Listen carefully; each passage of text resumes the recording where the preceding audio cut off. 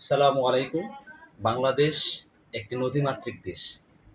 এই দেশের ভরপুর এই নদীগুলো কোথায় গেল, কোথায় বিলুপ্তি হয়ে গেল, কিভাবে মরে গেল, কিভাবে বিলীন হয়ে গেল, আজকে আমরা একটু ব্ল্যাকবোর্ডে দেখার চেষ্টা করব। নদী কিভাবে মরে যায়, নদী কিভাবে বিলীন হয়ে যায়, নদী কিভাবে আস্তে আস্তে আমাদের মাছ থেকে হারিয়ে যাচ্ছে, সেই বিষয়টি নিয়ে একটু আজকে আলোচনা করব। ক্যামেরার সামনে নিয়ে আসে যেন কথা ভয়গুলো বলবে। এটি পুরোটাই একটি হলো আহ, একটি বিশ্বের, এখানে কয়েকটি দেশ রয়েছে পুরোটার ভিতরে। এখান থেকে আমি কি করব, একটি দেশের, আমি এখানে একটা মানচিত্র বের করব, একটা দেশের একটি সীমানা অর্থাৎ একটা বাউন্ডারি আমি বের করবো। এই হলো একটি বাউন্ডারি। তোমরা কি আমার কথাগুলো শুনতেছো?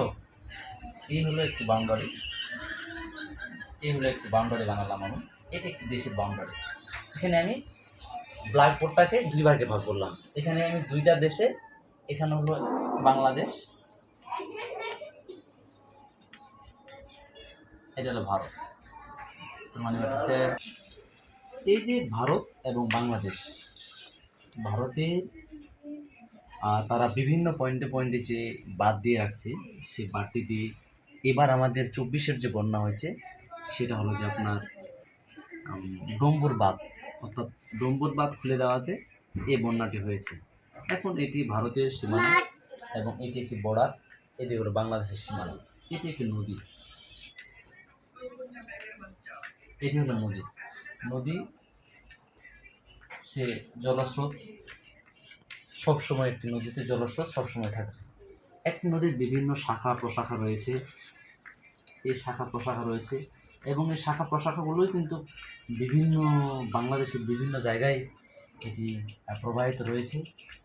হ্যাঁ, এবং এগুলো হলো শাখা প্রশাখা। যাই হোক, এখন এই যে এখানে একটি বাঁধ দেওয়া হলো, ভারত যে এখানে একটি ডম্বুর বাঁধ এখানে তারা নির্মাণ করলো, এই বাঁধটি নির্মাণ করার ফলে কী হলো, তারা যে পানির যে সংযোগটা, অর্থাৎ নদী পথের যে পানির সংযোগ, সেটি কিন্তু তারা এই বাঁধ দেওয়ার মাধ্যমে বন্ধ হয়ে গেল।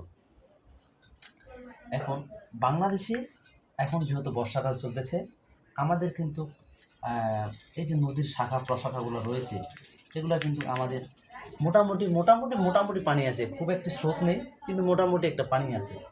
এখন বর্ষাকাল যেহেতু, এখন কিন্তু আমাদের পানির দরকার নেই।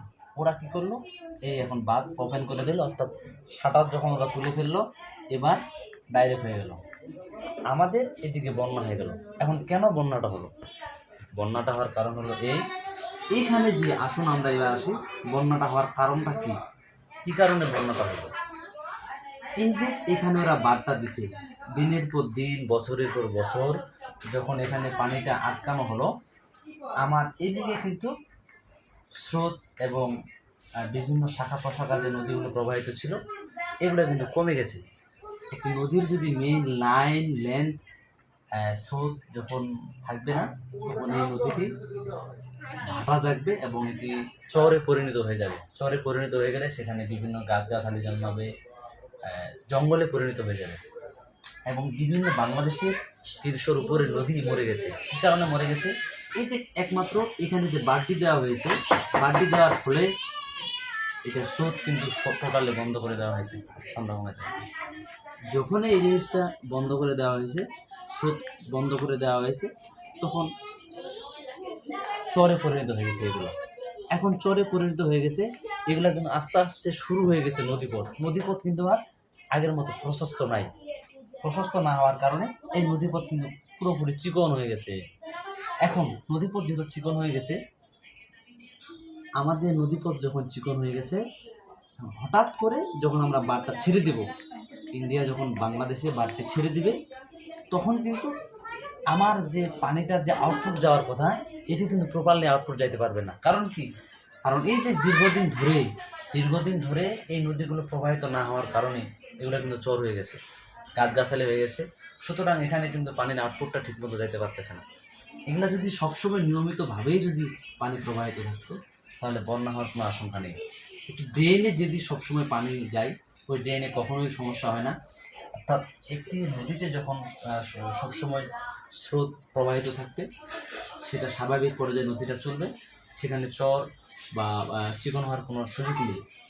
তো এটিকে আপনি যখন দিনের পর দিন বছরের পর বছর এটিকে আপনি আবদ্ধ করে রাখবেন, তো স্বাভাবিক পর্যায়ে এটা ময়লা আবর্জনা এই নদী কিন্তু জীবন বা শুরু হয়ে গেছে, যার কারণে এই যে একসাথে যে পানির যে লোডটা এটি কিন্তু সবাই নিতে পারতেছে না।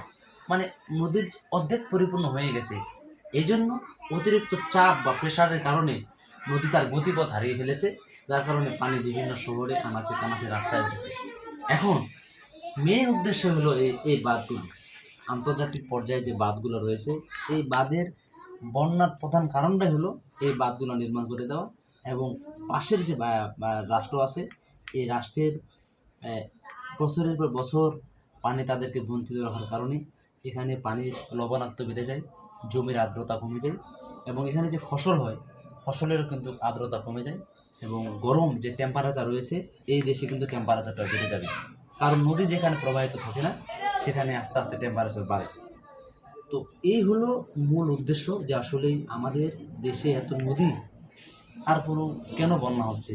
কারণ নদী আছে ঠিকই, তার নদীর পথ ঠিক নেই, নদীর গতিপথ ঠিক নেই, নদীর লাইন এবং লেন্থ ক্লিয়ার নেই, এগুলা বন্ধ হয়ে গেছে, শুরু হয়ে গেছে, যার কারণে আমাদের বন্যা হচ্ছে।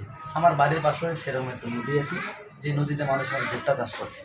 তো এরকম বাংলাদেশের বিভিন্ন জায়গাতে কিন্তু কি ধরনের নদী রয়েছে, নদীর চিহ্ন আছে যে এটা নদী, কিন্তু আসলে প্রকৃতপক্ষে সেই নদীগুলো আস্তে আস্তে জমিনের সাথে ভরাট হয়ে যাচ্ছে, যার কারণে আমাদের এরকম একটি বন্যার সম্মুখীন হতে হচ্ছে। তো আমাদের এখন উচিত বাংলাদেশ যারা পানি উন্নয়ন বোর্ড কিংবা যারা নদী সংস্কার নিয়ে কাজ করে আমাদেরকে নদীর লাইনগুলো ক্লিয়ার করতে হবে, এবং পার্শ্ববর্তী যে ভারত রয়েছে তাদের সাথে এটি আলোচনা করার মাধ্যমে এটিকে স্বাভাবিক করার চেষ্টা চালাতে হবে। এটাই একমাত্র আমাদের কাম্য।